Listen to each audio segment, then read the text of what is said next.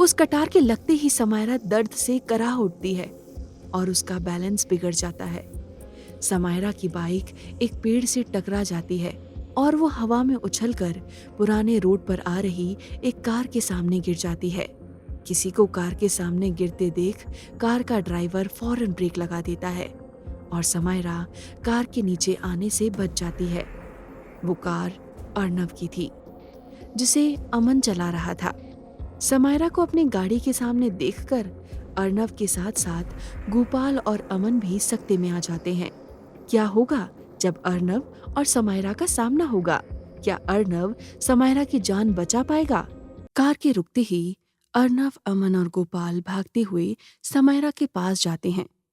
समायरा पेट के बल सड़क पर पड़ी थी। अर्नव उसके पास जाकर घुटने के बल बैठ जाता है।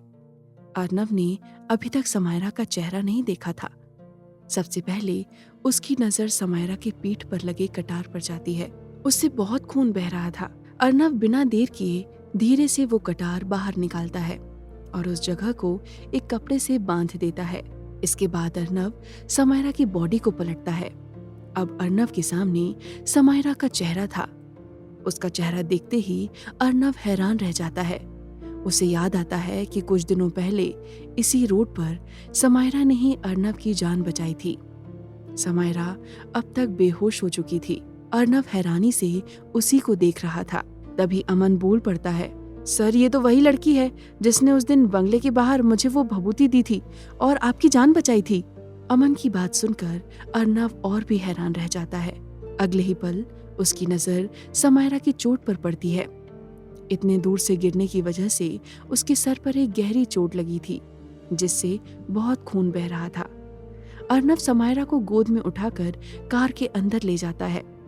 अमन कार स्टार्ट करके हॉस्पिटल की तरफ बढ़ जाता है। इधर सुहानी हॉस्पिटल से कॉलेज आकर निशा और विवेक को ढूंढ रही थी।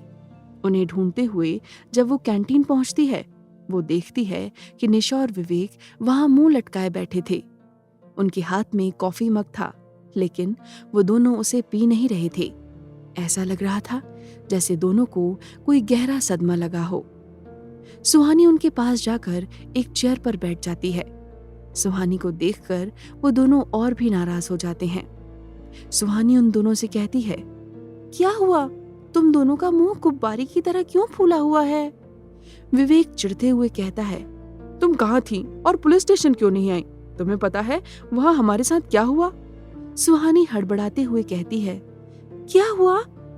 निशा भी चिढ़कर कहती है, छोड़ो विवेक, हमें से बात ही नहीं करनी है। सुहानी माफी मांगते हुए कहती है, अरे सॉरी यार, मैं वहां नहीं आ पाई। तुम दोनों इतना क्यों गुस्सा हो रहे हो?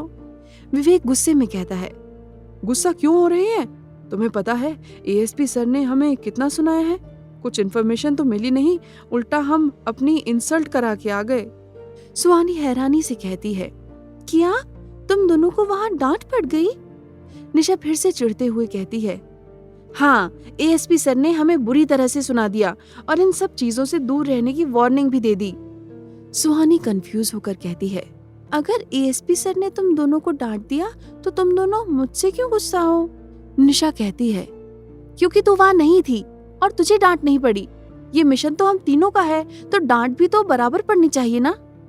निशा की बातें सुनकर सुहानी अपनी हंसी छुपाते हुए कहती है, तुम लोग इसलिए गुस्सा हो कि मुझे डांट नहीं पड़ी? सुहानी के सवाल का निशा और विवेक कोई जवाब नहीं देते। उन दोनों को ऐसे गुस्से में देखकर सुहानी की हंसी छूट जाती है और वो जोर जोर से हंसने लगती है। उसे हंसते देखकर निशा और विवेक को लगता है जैसे सुहानी उन दोनों को चिढ़ा रही है। इससे उनका गुस्सा और भी बढ़ जाता है। कुछ देर बाद सुहानी उन दोनों को समझाते हुए कहती है, अरे यार, मैं पुलिस स्टेशन नहीं आ पाई क्योंकि मैं हॉस्पिटल गई थी। ये सुनकर विवेक और निशा अपना गुस्सा भूल जाते हैं और दोनों साथ में कहते हैं, हॉस्पिटल क्यों गई थी? तेरी तबीयत तो ठीक है ना? सुहानी मुस्कुराते हुए कहती है, हाँ, मेरी तबीयत बिल्कुल ठीक है। मैं हॉस्पिटल इसलिए गई थी क्योंकि सुहानी निशा और विवेक को सारी बातें बता देती है। सारी बातें सुनकर वो दोनों भी बहुत खुश हो जाते हैं। निशा खुश होकर कहती है, चल अच्छा है, अब तू गजनी नहीं रहेगी और तुझे तेरा पास्ट और तेरे रियल मॉम डैड भी याद आ जाएंगे। सुहानी निशा की बात को इग्नोर करके उससे कहती है, तो क्या सच में तुम दोनों को एएसपी सर से कोई इन्फॉर्मेशन नहीं मिली? विवेक उदास होकर कहता है, नहीं यार। विवेक का जवाब सुनकर सुहानी भी उदास हो जाती है। उसे उदास देखकर निशा कहती है, सुहानी तू भी किसकी बात सुन रही है? ये ना आज डांट खाकर सदमे में चला गया है, इसीलिए इसे कुछ याद नहीं आ रहा है। हमें वहां से एक इन्फॉर्मेशन मिली है। सुहानी और विवेक क्यूरियस होकर निशा की तरफ देखते हुए कहते हैं, कौन सी इन्फॉर्मेशन?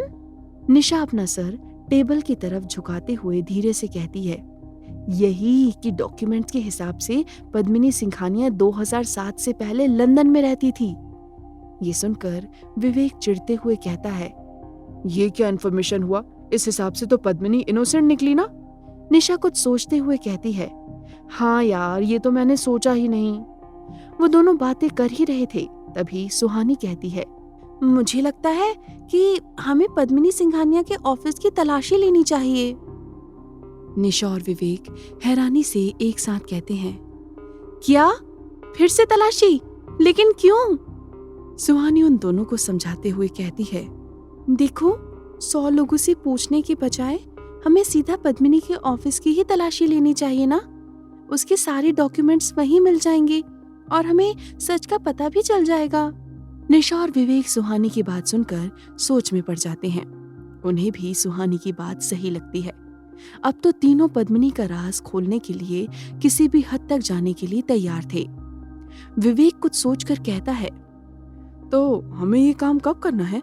सुहानी कहती है, परसों संडे है, उस दिन कॉलेज में बहुत कम लोग आते हैं। उस दिन पद्मिनी के ऑफिस में घुसना आसान रहेगा। दूसरी तरफ अर्नव, गोपाल और अमन लाइफ केयर हॉस्पिटल के ऑपरेशन थिएटर के बाहर खड़े थे। उन तीनों के चेहरे पर टेंशन साफ दिख रही थी। गोपाल परेशान आवाज में अर्नव से कहता है, सर, ये पुराना रोड तो दिनों दिन खतरनाक होता जा रहा है।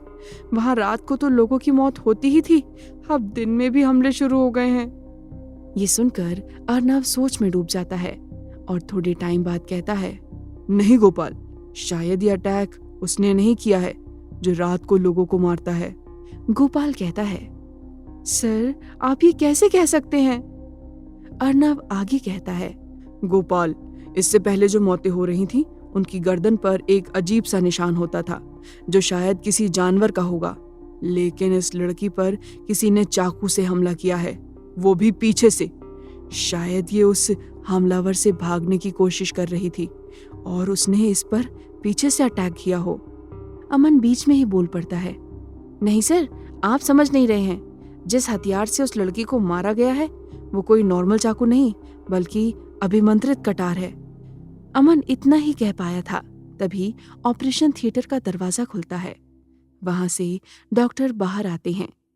अर्नव, गोपाल और अमन डॉक्टर के पास जाते हैं। डॉक्टर अर्नव से कहते हैं, पेशेंट अब खतरे से बाहर है, लेकिन अभी वो बेहोश है, शायद कल सुबह तक होश आ जाए।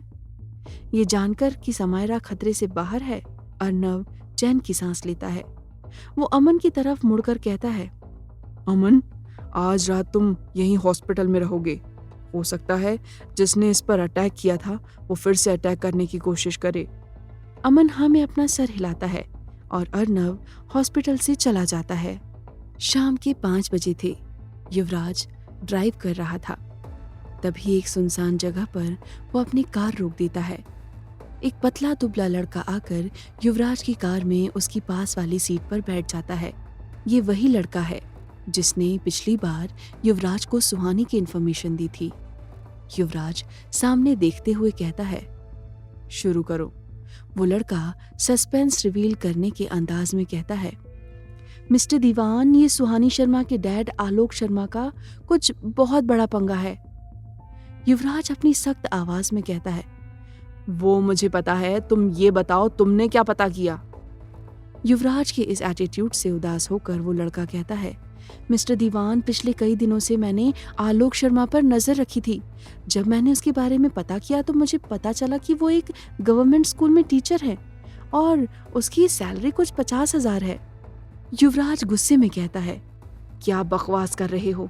मैंने उसकी सैलरी पता करने के लिए तुम्हें उसके पीछे नहीं लगाया था।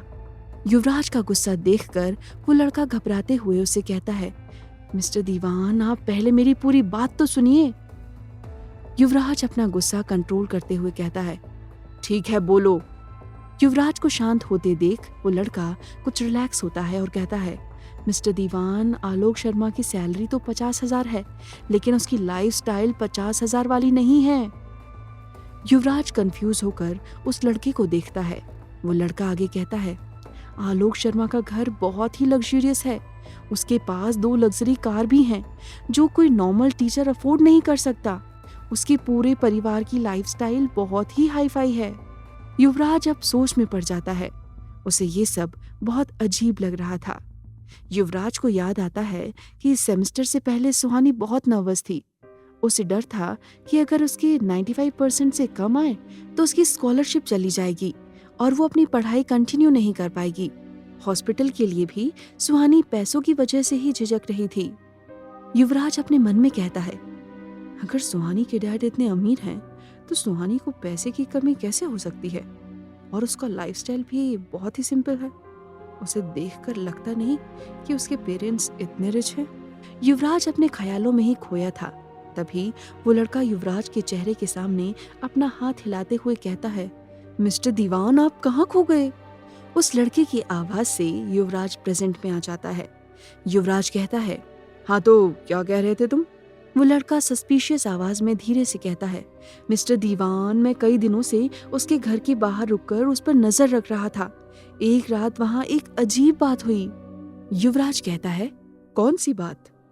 वो लड़का उस रात के बारे में बताते हुए कहता है, मैं आलोक शर्मा के घर से कुछ दूर अपनी कार पार्क करके उस पर नजर रख रहा था। उस वक्त रात के 1 बज रहे थे और मैं अपनी कार में बैठकर बर्गर खा रहा था।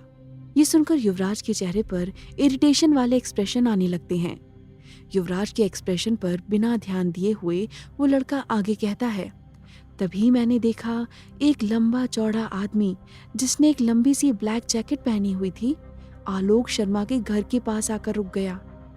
वहां आसपास काफी अंधेरा था और उसने चेहरे पर मास्क लगाया था, इसलिए मैं उसका चेहरा नहीं देख पाया। उस आदमी ने वहां कुछ देर तक अपने आसपास देखा, फिर अपने जैकेट के पॉकेट से एक पैकेट जैसा कुछ निकाला और उस पैकेट को आलोक शर्मा के घर के सामने वाले डस्टबिन में डालकर चला गया। युवराज फौरन बोल पड़ता है, क्या था उस पैकेट में? वो लड़का युवराज को समझाते हुए कहता है, मिस्टर दीवान, आप थोड़ा पेशेंस रखिए ना, मैं सब बता रहा हूँ। युवराज को उस लड़के पर बहुत गुस्सा आ रहा था, लेकिन वो शांत होकर उस लड़के की बात सुनता है। वो लड़का आगे कहता है, जब उस आदमी के जाने के बाद वहां कोई भी नहीं आया तो मैं उस डस्टबिन के पास गया और वो पैकेट निकाल कर देखने लगा। जब मैंने वो पैकेट खोला तो उसमें 2000 के नोट की गड्डियां रखी थीं। मैंने वो पैसे गिने तो नहीं, लेकिन वो लगभग 3 लाख रुपए रहे होंगे। उस लड़के की बात सुनकर युवराज और क्यूरियस हो जाता है। उसे सुहानी के पापा पर तब से शक हो रहा था जब से उसने डॉक्टर से वो सब सुना था। वो लड़का आगे कहता है, मिस्टर दीवान, स्टोरी अभी खत्म नहीं हुई है, अभी आगे सुनिए। युवराज अपनी बेसब्र आंखों से उस लड़के को देख रहा था।